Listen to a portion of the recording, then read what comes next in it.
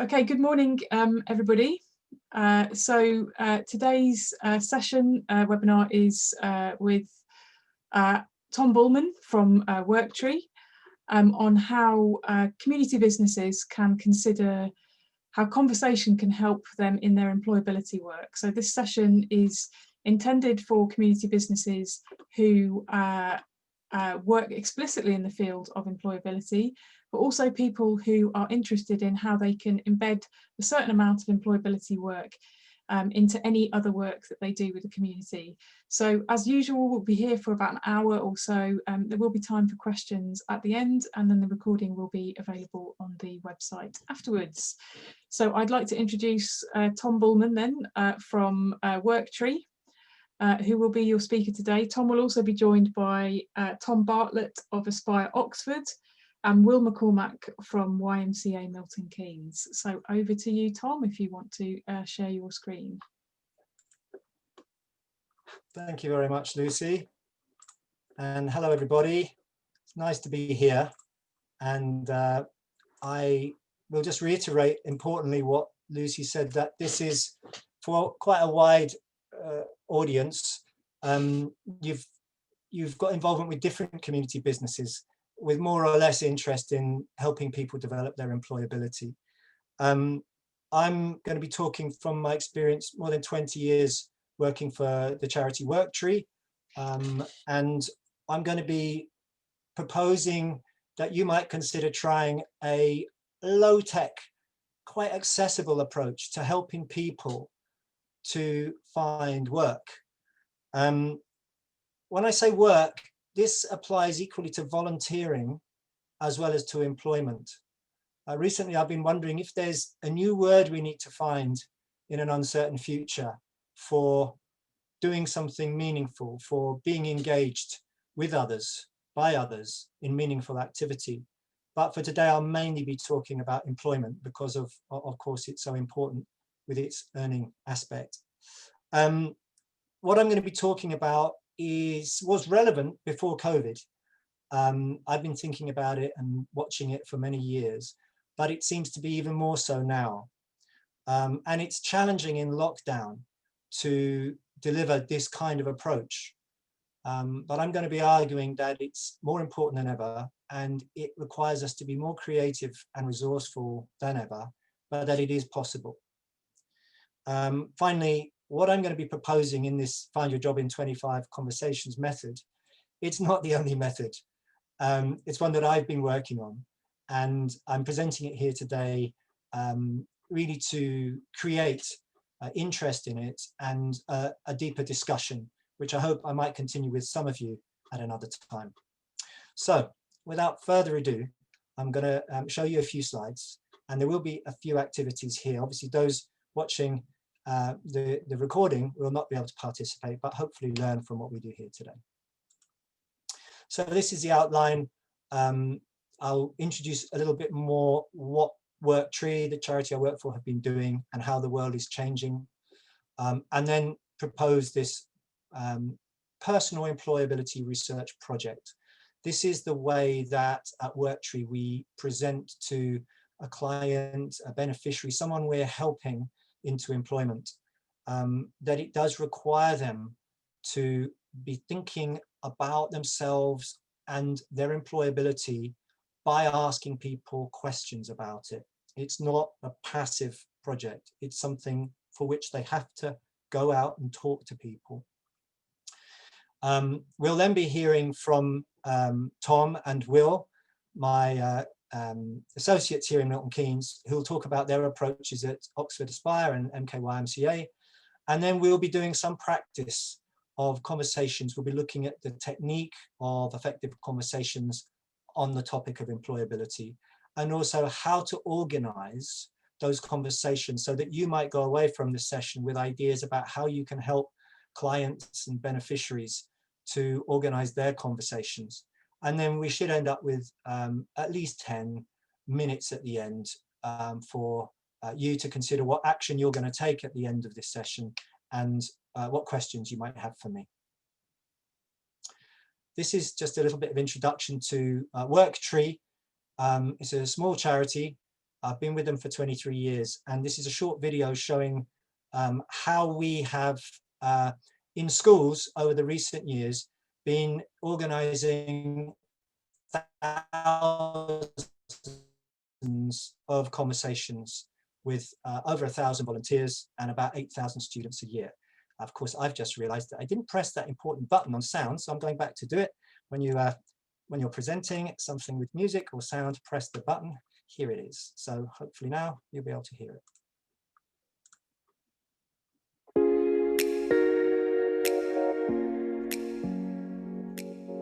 If you were 15 again, would you make the same career choices? Do you ever wonder what it's like to be a student choosing a career in today's digital era?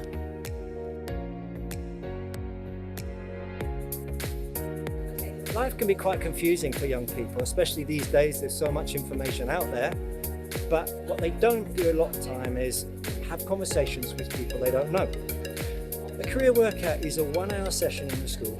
It usually involves about 10 different guests from the world of work coming in, sitting down in a circle.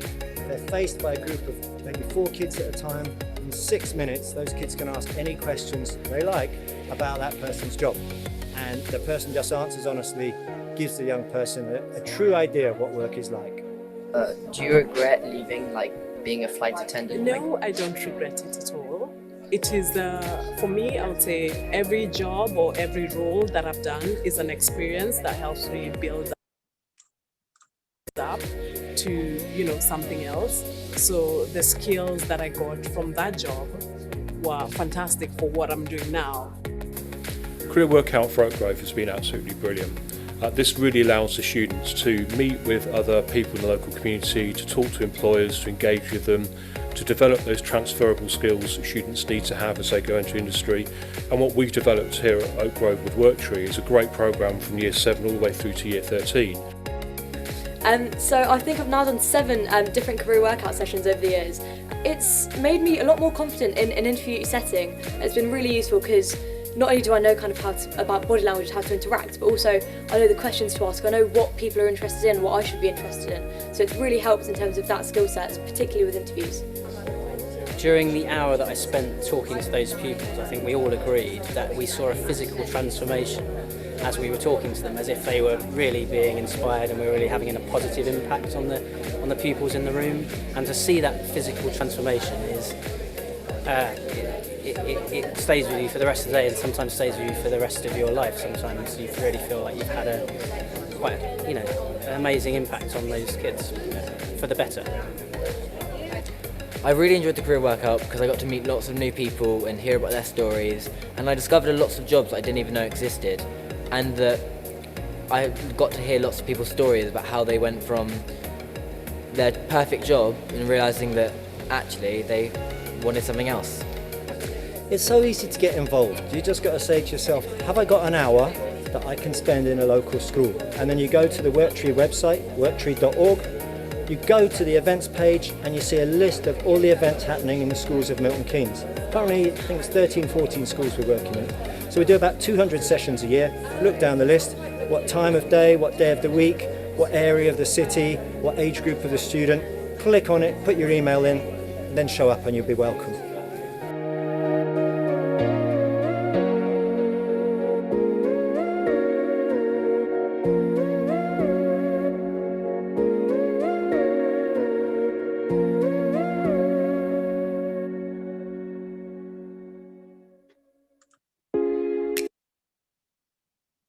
Oh, sorry.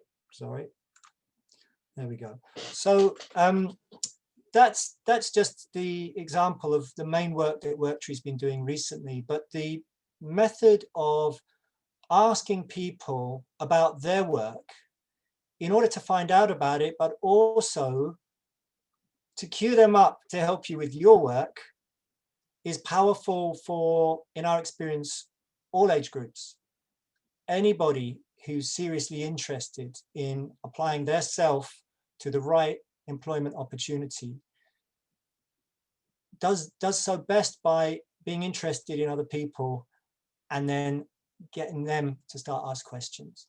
So what we're going to ask you to do, so we understand a bit more about where you are, is to do a quick poll indicating answers to 2 questions. How important is it for your organization to help people find work? A score up to 5, where 5 is high. And then the second question, how easy is it for your organization to help people find work during the pandemic?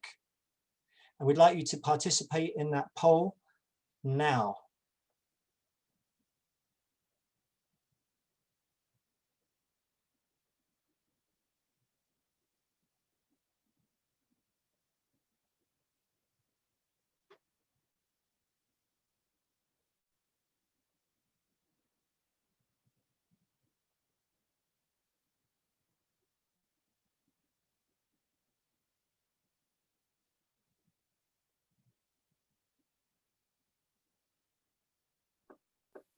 So just noting there's 1 person left to vote. So if that's you, just give you a couple of seconds. If not, I will share the results.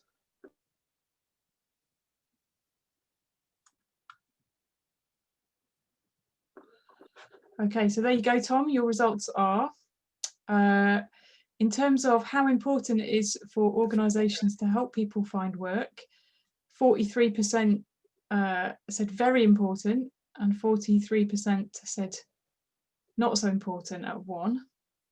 And then in terms of your second question of how easy it is to help people find work, it's quite a low score, with 71% of people saying it's only 2 out of 5. Thanks, Lucy. So that helps me to understand 2 things. One, in the room, there's a mixture of interest in taking measures to deliver employability education and training, but that also for those who are considering it or who do it, how easy is it to do it? Not easy at all. So nobody is giving a high score for it is easy for your organization to do it, which for me is good news, because I'm hoping that today's session will encourage you to have a go at a new approach. It's not rocket science, and I'm not saying it's the only approach, but I think it's inspiring. Certainly those who take part in it seem to feel strengthened by it. So thanks for doing the poll, Lucy. The world is changing fast.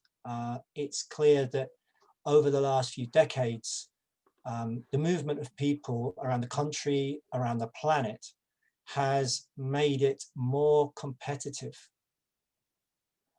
And Tom, can I just interrupt 1 second? Can I just yes? ask you to, you've got a box up on your screen. Can you just minimize, there's a box with our faces. You can just, yep, that's perfect. Have I done that? Yep. No. No, not clear yet. Maybe if you, wait a minute. Let's see if I can.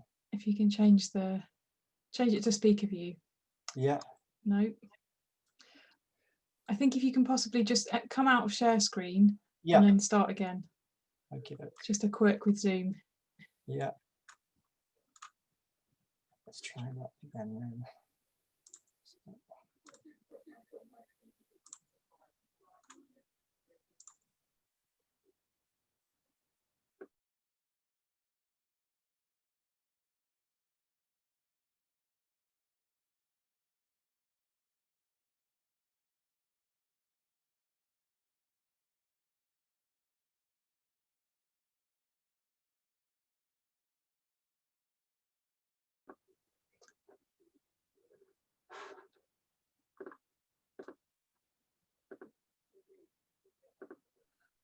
Okay, hello everybody. It looks like we might have just lost Tom 1 second, so I'm just going to let him come back in. I'm just going to pause the recording for a second. Yeah.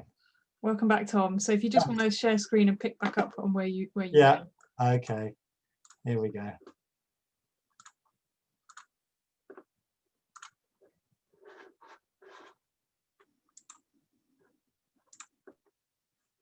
Okay. Is that set? Yep. Yep. So we have more global competition. And what the internet has done is create new ways for employers to recruit, for job seekers to apply. And that process, although apparently very efficient, certainly for employers, is quite costly for applicants. I'm sure you know of people, if not yourself, who have had experience of online job applications causing some distress and demoralization when results sometimes don't come at all, so you cannot be informed of the process of an application, or just hear in a rather impersonal way that you're not wanted. And more people are working from home because it's possible. That suits some type of worker and certainly doesn't suit others, so that creates tension. There is less in-person contact in the process of job application. And of course, the COVID effects, the very sort of tragic and depressing news of the deaths, 50,000 as of yesterday, the increase in unemployment, up 17% over the last 6 months, and the increase in mental ill health. So I read a survey recently from Young Minds.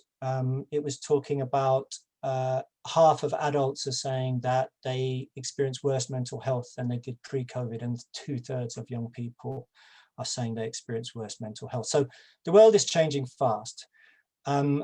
In this context, we're tending to go through the same motions that we did before in terms of how we approach work, which is mainly that I am the expert on what I'm good at. And therefore, I can crack on with my application in confidence that I am actually putting to the job market my strengths. What I'm arguing here is that that is not a very scientific approach. And the people who really know what I'm good at are the people around me. So in the 25 Conversations method, what's being proposed is a research project that an individual undertakes with or without the support of others, preferably with, depending on their ability and confidence, which asks 5 key questions. So I call this a scientific approach because it's trying to understand what is known and what is not known. And it doesn't want to proceed to next action without making sure that what needs to be known is known. The first one being, what are my strengths? Without knowing this, it's like shooting in the dark. I've seen countless examples of people applying themselves to jobs which don't really use their strengths. And in some cases, where they also have no interest. If you can find out what your strengths are, if you've done that stage, you've got good data, let's just imagine, I don't know, the 100 people who know you, if you could get from their heads the top 5 strengths which they honestly believe that you have, that data set would be 500 bits of data, and you'd be getting pretty close to an accurate picture of your strengths. And then, of course, having strengths and knowing strengths doesn't necessarily lead you to the right jobs. You need to do the next stage of research, which is, so what jobs need those strengths? Once you've got jobs in mind, if you're going to have a good crack at the application, you need to know what the employers, the bosses of those jobs, want from their employees. And then the final stage is to get the job. So you need to know what interviewers are looking for. Now, against each of these questions, there are particular types of people that you need to help you with the research. So what are my strengths? The people who know best the answer to that question are the people who know me best. In our experiment before this recorded session, we did one-to-ones, the participants in this webinar, and we went into one-to-ones to find out from each other what that person thought our strengths were, even when they don't really know us. And there were some results, at least, which were revealing, which were helpful. So asking family and friends to help to identify my strengths is a powerful first step. Who knows what jobs match those strengths? People who know about jobs. Later in this session, we'll talk about how to organize these conversations, either for yourself or for the clients that you're helping. And then who knows what it's like to do the jobs, the people who do them. It's another set of conversations which it's possible to have, especially because most people do quite like talking about their work. If you're genuinely interested in it, and you approach them in the right way. What do employers want? That's what employers know. And what do interviewers want? That's what interviewers know.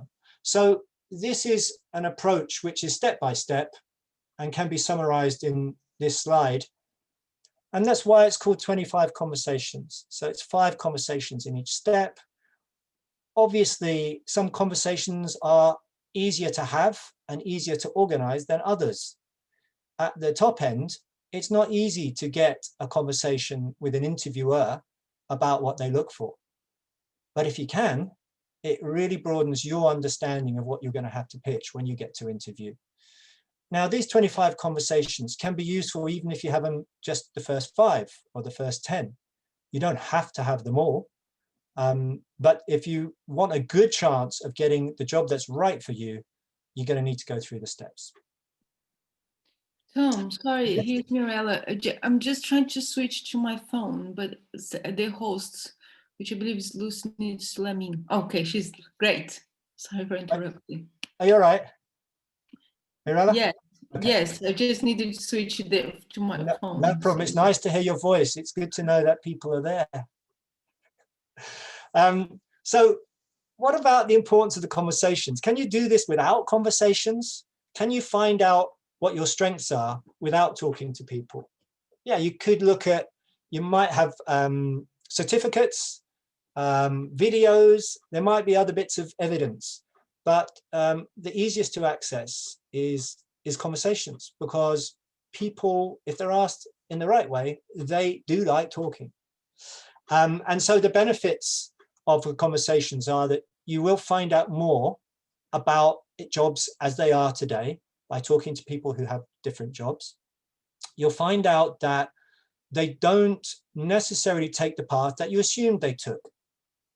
Most of us, in what I've seen, and we ask this question in schools all the time of the guests, the work guests, most of the time they haven't taken a single line towards their job. It's been a crooked path. Not that it's bad, just that they end up in a place they didn't expect to end up.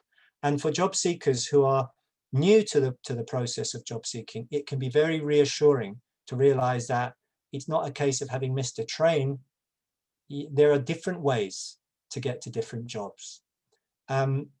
It's also important conversation because there's an opportunity to create a relationship, even in a short conversation, with someone who might have a job opportunity or work opportunity or volunteering opportunity.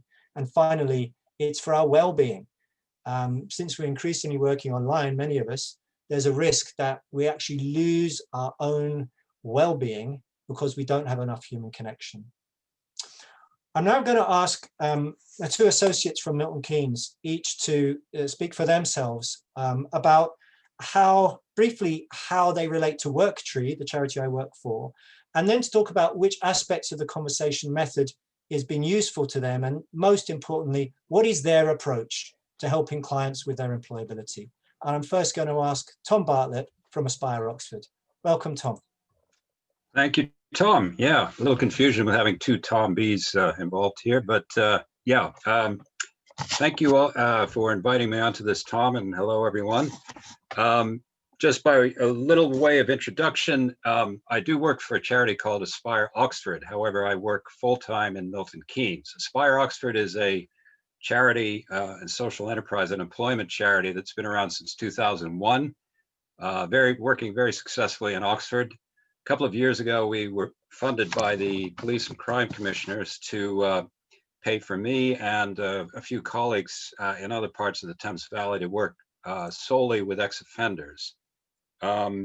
So that's what I do. My days are spent helping ex-offenders resettle back in Milton Keynes from whatever prison they've come out of.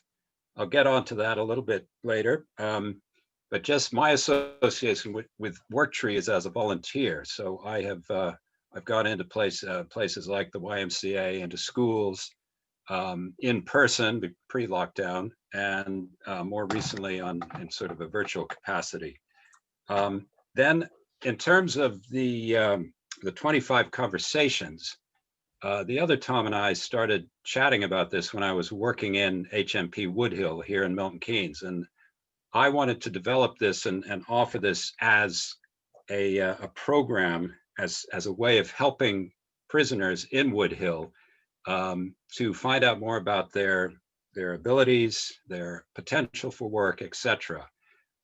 However, I didn't feel that the full 25 conversations would be feasible, given the restrictions in prisons, some of the regime, etc. So I scaled it down to 15 conversations, the first 15. And I was also helping out in a group context, something called Getting It Right. This is one of the journals that we use. Getting It Right is a group program designed, it's from America like me. It's designed to help guys consider, you know, what it was that got them into prison in the first place and how to overcome that, and to put it very simply. So my approach was to weave in the 15 conversations into this program, where we'd have a room full of guys, 10 guys, 8 to 10 guys, talking, first of all, working through the journal individually, but also talking together about, okay, what's next after prison? How do I, you know, become a success? And the tagline for Getting It Right, you might be able to see there, is contributing to the community. So it's not simply about getting out, getting a job, getting on with your life, but actually contributing to whatever community you're getting into. Okay, so what I had the guys do is first get to know each other, talk to each other, using the first 5 steps of the 25 conversations. It says family and friends, but essentially they got to, you know, become sort of friends in that that group context. And lo and behold, as a result of that, I mean, there were actually job offers made in some of the groups. Somebody knows someone on the outside, contact so-and-so, etc. So we had some outcomes right from the first 5 conversations. Then it was extending that to the next 5. I encouraged them to get out into the wings where they're staying in prisons, talk to other people, talk to, for example, if you're working in a industry in the prison, talk to the facilitator of that, whatever that program is, that sort of thing. So gradually, you know, we got the guys to develop this idea. There's plenty of talk in prisons. Guys love to talk. As Tom said, most people like to talk about their jobs. Guys in prison love to talk about anything at all when they're outside their cells, just to socialize. But the 15 conversations was a way for them to focus a bit more in on a sort of productive, you know, forward-thinking approach. There's also in prisons, as you can imagine, I'm sure you've heard or you've seen prison shows, a lot of guilt, shame, blame, a lot of negative things going on. So the 15 conversations was really a way to shift that around. I was able to check with the guys individually after the group sessions, the Getting It Rights were done. And after release from prison, those guys who were coming back out to Milton Keynes, I was able to connect with them on the outside and sort of continue on to other levels of the conversations and really focus in more seriously on their work potential and their skills. So that's in a nutshell sort of what I've done. That's great, Tom. Thank you very much. I'm now going to ask Will McCormack from Milton Keynes YMCA to similarly talk about how conversations are involved in the approach there that they have to employability. Starting, Will, with introducing your role at the YMCA, please. Thanks, Tom. Hi, everybody. My name is Will. I'm the employment manager at Milton Keynes YMCA. So my job is, as it says, is to get people into work, basically. I'm thankful to have a team of 3 personal development coaches that support me to do this. And we work on very much a consultative kind of approach towards our residents, but supporting them into areas of work, training, education, voluntary, meaningful activity, basically. Just to give you some background, I'm not sure if any of you are familiar with Milton Keynes YMCA, but we've recently moved into a 20 million, 8-story hotel-like building from a very old building that was built in the 1980s in the last year. We had the joyous task of moving the week before lockdown, so that was fun. I'm just going to say, just leave that there. But we did it and we're there. So we have 199 young people aged 18 to 34 that live across 3 sectors of a specific pathway.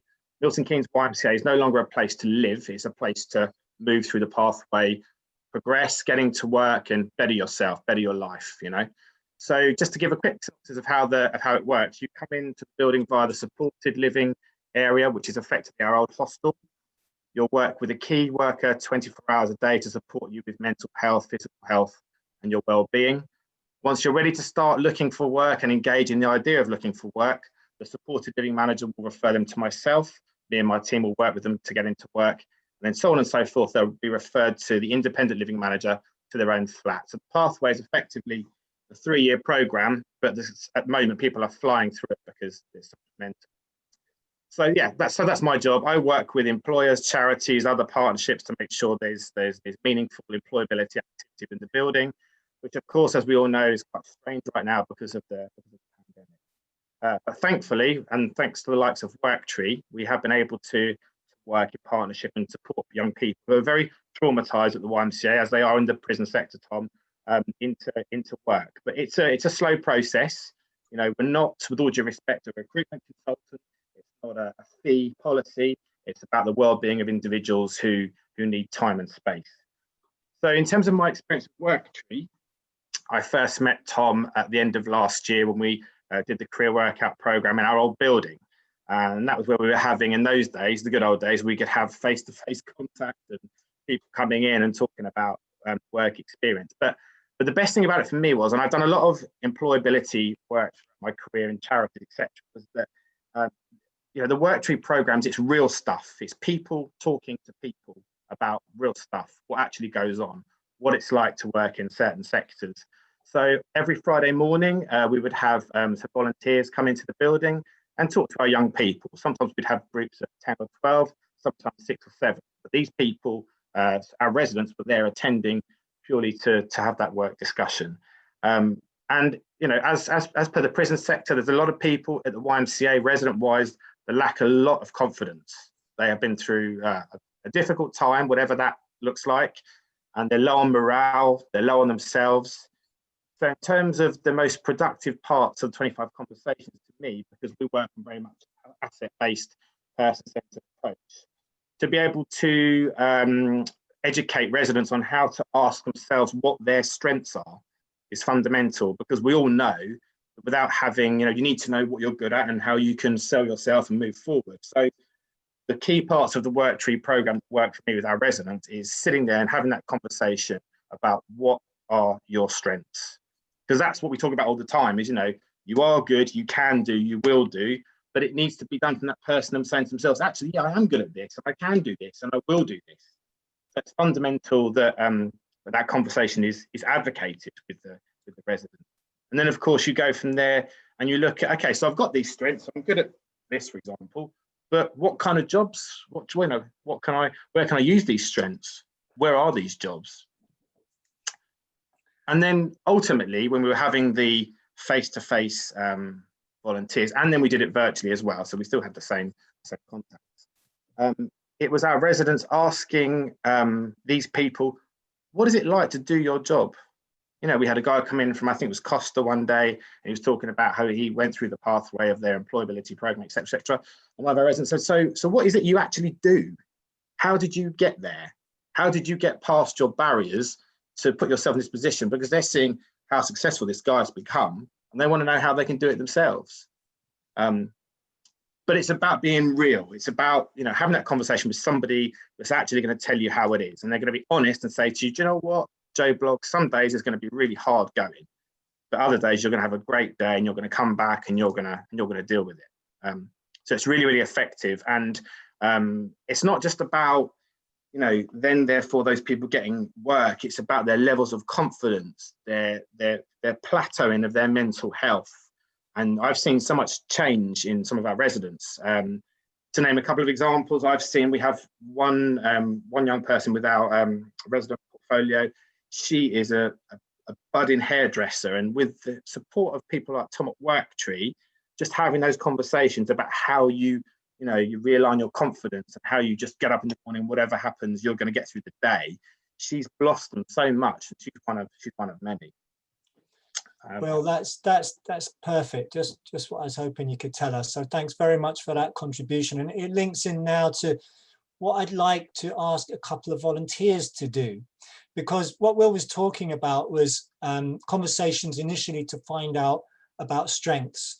If you imagine somebody managing to have, say, conversations with 10 different people, or 15, let's say 15 people they know, and they ask them to take 5 minutes, no longer.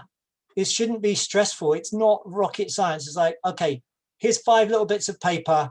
Can you write down on each one something that you think I'm good at? Can you put them in this envelope?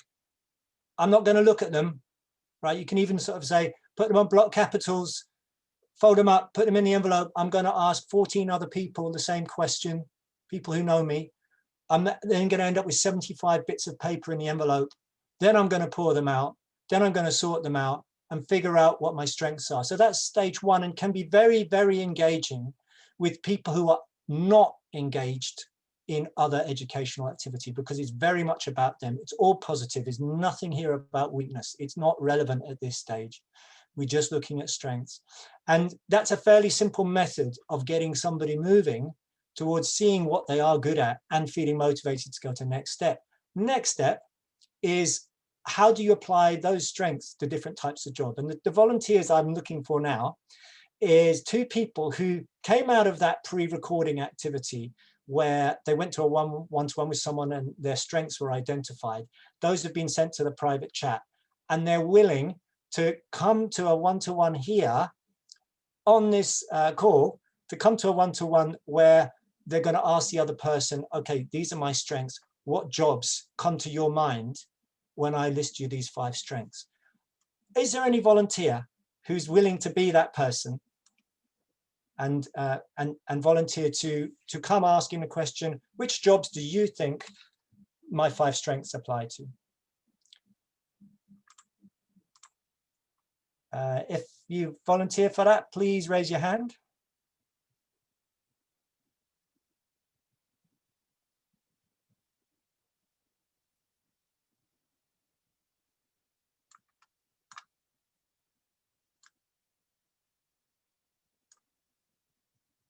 The sound of silence.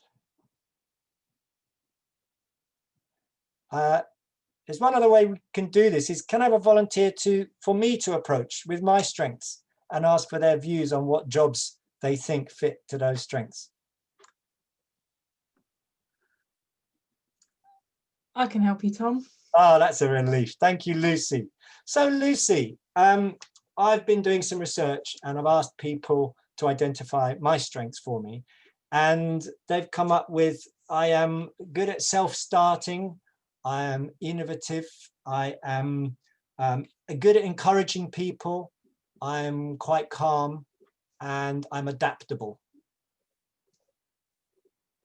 That's what my research tells me about myself. What jobs, I mean, I know you're not an expert, but what jobs do come to mind that fit any of those strengths?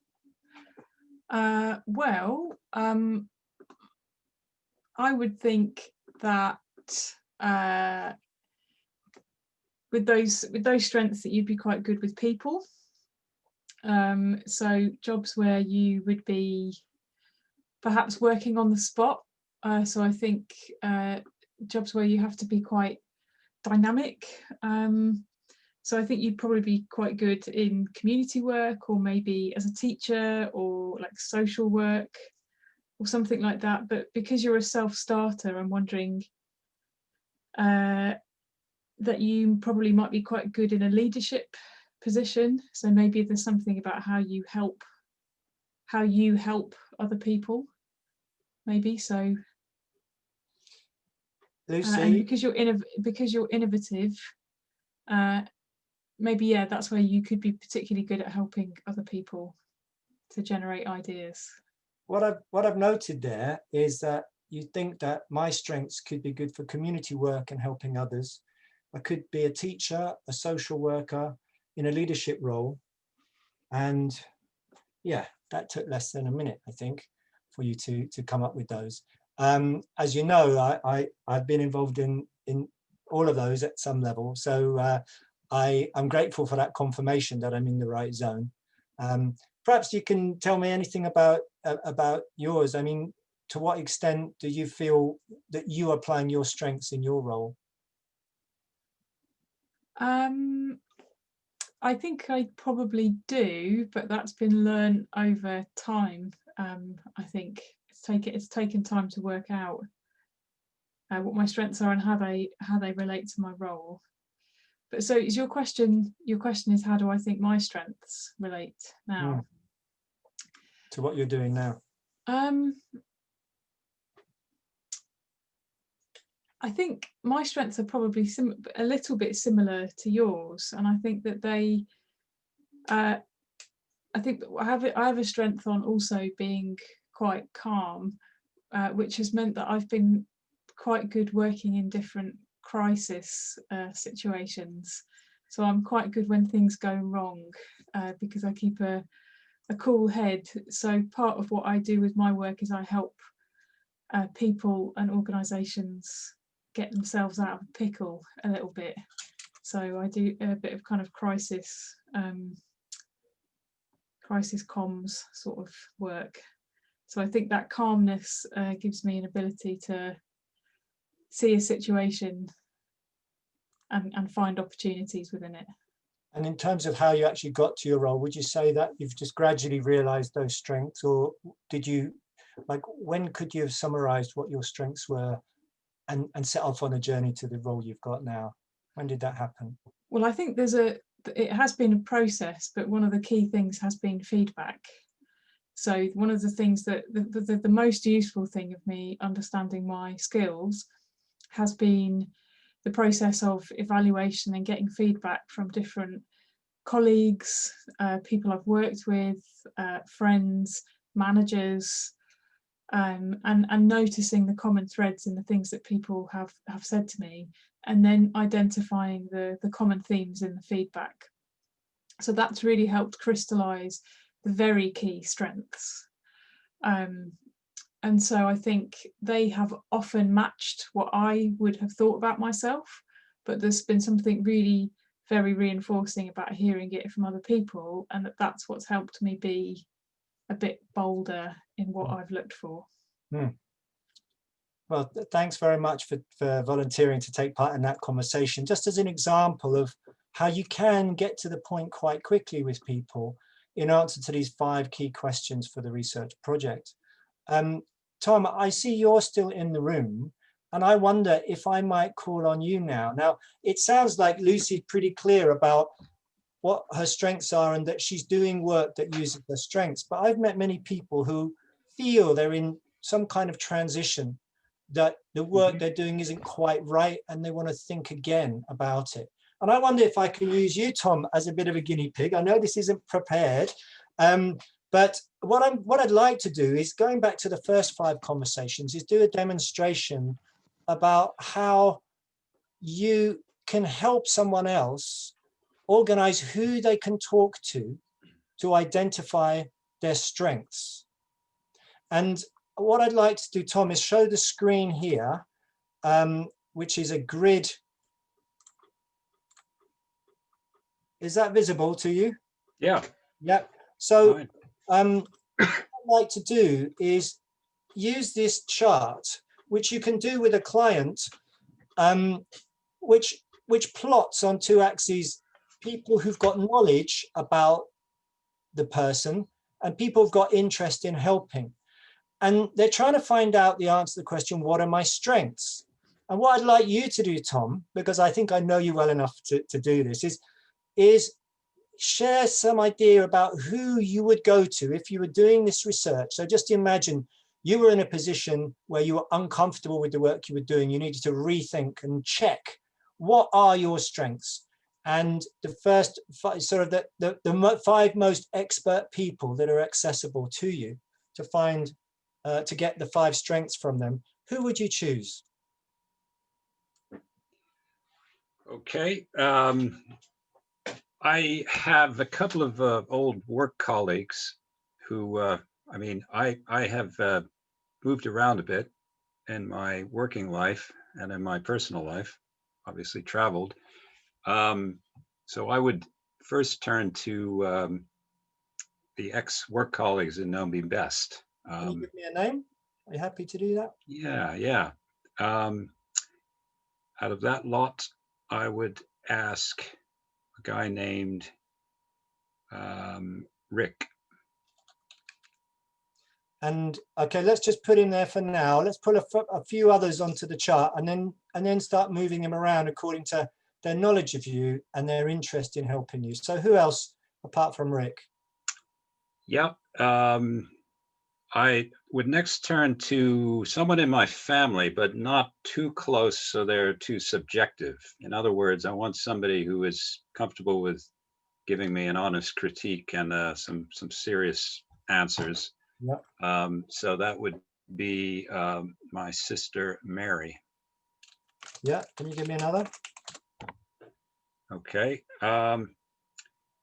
Let's see. Okay, I'm going back to work context. A former supervisor now, so this would be someone who actually was responsible for guiding me and telling me when I'm doing something wrong, and that would be Sue.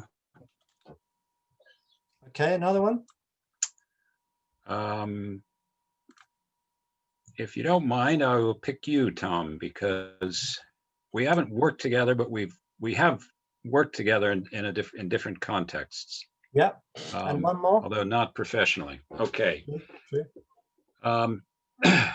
Last one will be someone from a singing group who knows me socially and knows my sort of general strengths of character more than sort of work ones. So that will be Patrick. Patrick. Yeah. Excuse me, I'm just messing around here, getting myself organized. There we go. So Patrick. Okay, now can we try and organize these on the chart for who you would kind of go to first for the greatest expertise? And so of these people, which has most knowledge, would you say, about you? Yeah, I would go with my sister, Mary. Okay, so she's top there. And Yep. who would you think has got least knowledge? Former supervisor. Okay. Short term. And then for Rick, any order? Yeah, then Rick, Tom, then Patrick. Okay. And now what about interest of these people? So including, let's conclude availability.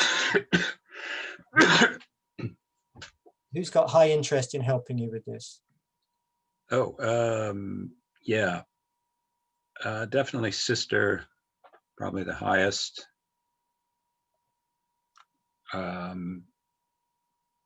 Patrick, I would say high interest. Okay. Next. I'm yeah, quite Tom. good as well. Tom's quite good at, yeah. Okay, look, this is helpful, Tom. I don't want to over labor it. What I'm trying to show the people on the webinar is that you can do this more creatively depending on the client you're working with. But in my experience, what happens if you go through a process like this, getting them to think about scientifically who's the expert on my strengths, who are the experts, and you try and array them so that you can then prioritize who you need to contact.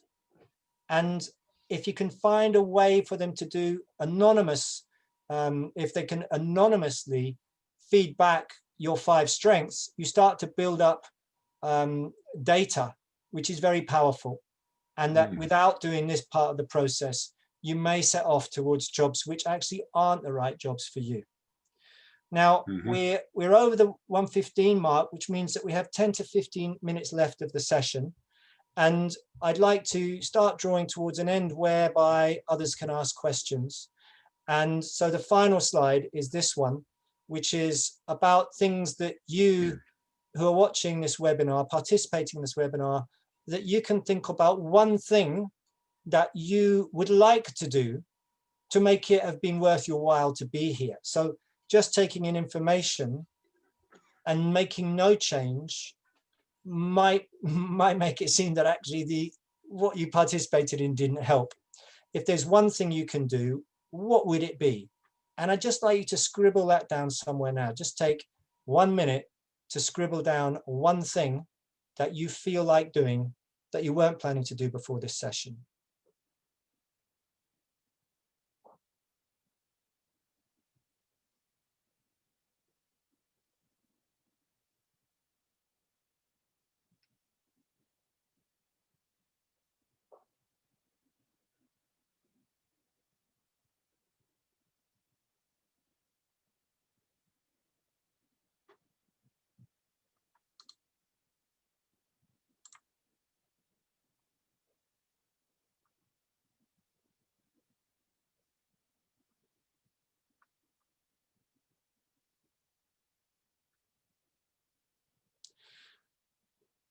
And now I'm going to just finally just show you a resource that you may or may not find helpful for clients you're working with. This is something that Worktree's been developing during the pandemic, and it's a way of trying to give access to our volunteer guests. Remember, I said we've got over 1,000, in a way that's useful to people who want to find out about those jobs. So all it is, it's a library of recorded videos. You know, you pick a type of work, and then someone you like the look of or you're interested in. So this guy's called Dan, and oh, I think hold on a minute, excuse me. I think I have not shared with the sound on. No, I haven't. So here it goes.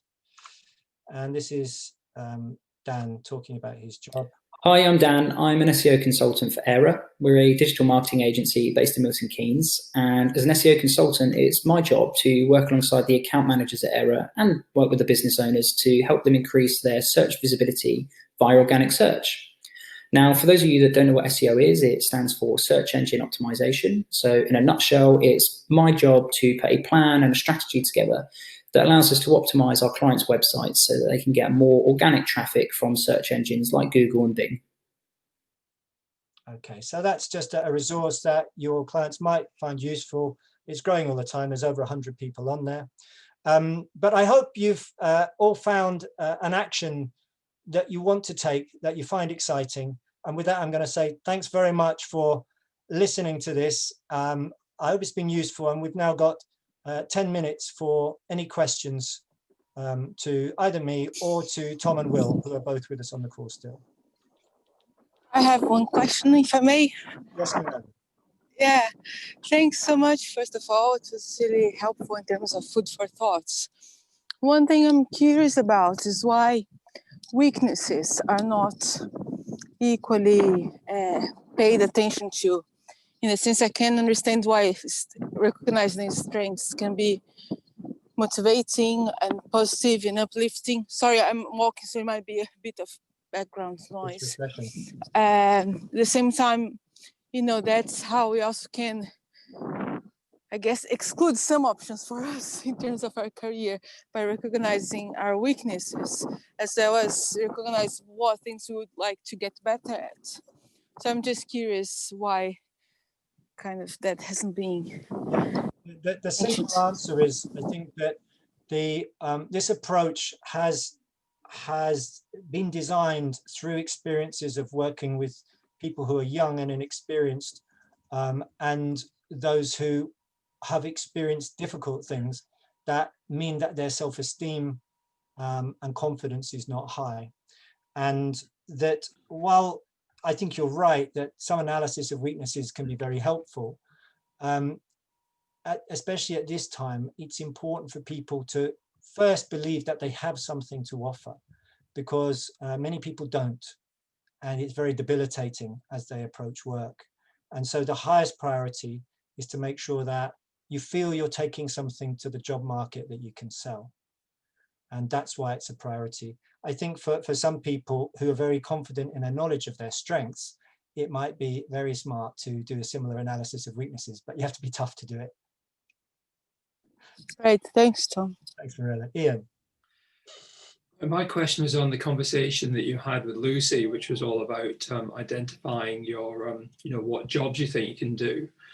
Well, we're all getting old and quite limited in possibly what we now know about the current and young job market. does that matter when you have that type of conversation? Because we might come up and we might just, because it was interesting that your conversation was all about, well, actually, I think you could work in the community area, you could do this, which is actually very much in line with what you can. Didn't say you actually you've got fundamental skills. You could go and lead some technology program in Cambridge and build rockets or something. But so how important is it to actually have a breadth of people that can tell you that, or does just having the conversation help? It's important to have the breadth. I mean, I think the conversation is important primarily. So you go as wide as you can with the conversations. In the recommendation, the slide shows that the friends of the friends and family are people that you can approach to show them the 5 strengths and ask what jobs they think suit those strengths. It's based on the idea that someone doesn't have an extensive network to start with, and therefore they have to go for people who are quite close to home. That the more conversations you have, the closer you get. But of course, if you are in a position where you can access people who have kind of jobs that are growing, like, I don't know, virologist or deliveries van, you know, you get a clearer idea of what's really available now compared with people who are at the other end and perhaps don't have experience or knowledge or even interest in the emerging sectors. Does that make sense, Ian? Yeah, it's just we live in quite a rural area, and so it's actually knowing how to connect people, you know, into things which are, you know, 10 miles away, for instance, you know what local things are, but it's actually getting into the wider sort of range of jobs. I think enablers are really important here. And if the individual who's seeking work can develop a narrative that they're busy doing a research project, it helps to hook other people into it. I need to do some more research. I need to find someone who works in tech. Do you know anyone who works in tech? Because it might be, especially in the Zoomy world, that person does know someone and can fix up a 15-minute discussion. You maybe help the client to organize 5 questions to ask, and then you ask that person in tech, can you give 15 minutes to answer 5 questions from one of my clients? Most people will say yes to that. Thank you. Thank you.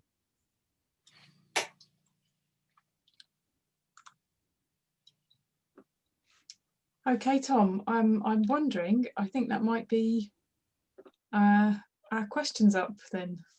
That's fine. If you don't mind, Lucy, I'll just take a couple. I'll ask Will and Tom just in case they've got any further reflection on my answers to those questions. Will? No, I agree with you, Tom. You know, I just think it goes back to the original point saying about how there's so many resources out there for young people and for people in general to try and find work. But I think we need to sometimes take a back to basics approach. You know, look within your local contacts, buy the local paper, visit the local shops. You know, it's people to people stuff, because we're kind of swamped, aren't we, at the moment with this online world? Everything we do is online. Look, we're having a meeting now online, and it's overwhelming, and it's very confusing sometimes. So I think going back to the Worktree ethic, people coming in, talking to young people who are potentially looking for work. What's it like? What does it look like? What does your day look like? What's it going to be like? And then advocating the cause that way. So for me, it's a grassroots thing, really. Thanks for that, Will. Tom? Yeah, absolutely. As well with me, grassroots and frontline, person to person. And circling back to Marilla's question and your response, Tom, about negatives or weaknesses. I mean, I think Will and I both touched on our cohort of people we work with have met in most, if not many or all cases, low self-esteem. They've been told what they can't do. They've been shut out of jobs. You know, mine have been sent to prison. That's about as bad as it gets. So it's our job to really build up that self-esteem, get them to understand what their skills are, get them to understand the job market. And again, what you were saying, Ian, about, you know, the new jobs and, you know, the trends for future jobs, and to get them to understand that it's all about lifelong learning, continual training, upskilling at all times. I mean, we helped guys get, this past summer, we got a grant from Milton Keynes Community Foundation to get laptops out to our guys who were locked down so that they could do some online training, you know, get to know social media and talk to people that way, because otherwise they would have been completely isolated, sinking further into low self-esteem. So, yeah.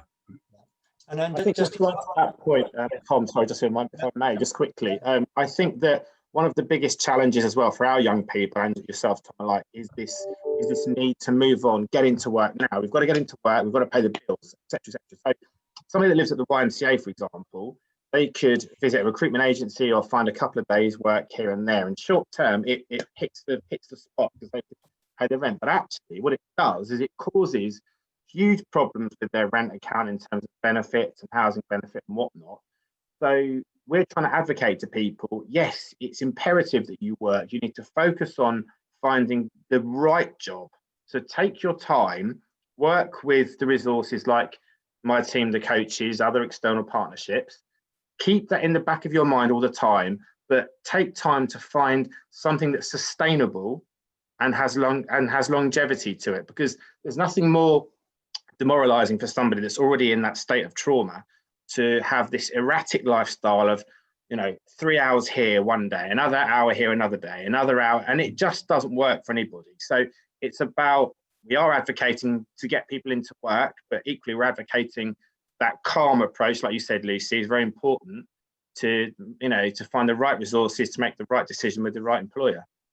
Thanks, Will. I know we're seconds away from the end. I just put this slide up because I just want to leave on the point that conversations, people like taking part in conversations about their jobs. If you show interest in their job, how they got there, what it's like, what they don't like, what other jobs they've done, that is a fantastic skill for making progress, both in your knowledge about work, but also potential contacts who can help you into work.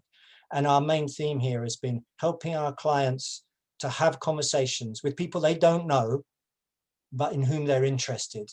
That's a sure way of building your network and opportunities coming from there. So with that, I'm going to say thank you very much, Will and Tom again, and everyone who's been part of this, and hand back to Lucy. Fantastic. Thanks very much, Tom. So really, really useful. There's a couple of just points, I guess, from my point, just to wrap up. And the thing that I like about this is just the barrier for entry is, or the barrier to use these approaches is low. So in the sense of anybody can be introducing these methods to their work and thinking about ultimately just how do you start having slightly different, more meaningful, useful, targeted conversations. And so I think it's a really great method for community organisations who ultimately care about humans.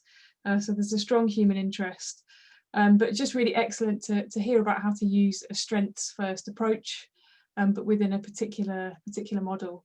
So thanks very much to Tom and Will. And so the recording will be up online tomorrow, but I'd just like to say thanks very much, everybody, and I hope you found it very useful. So see you again, and I'm going to wish you well for the day. Thanks a lot. Thank you, Lucy. Thank you. Yeah, thanks, Marilla.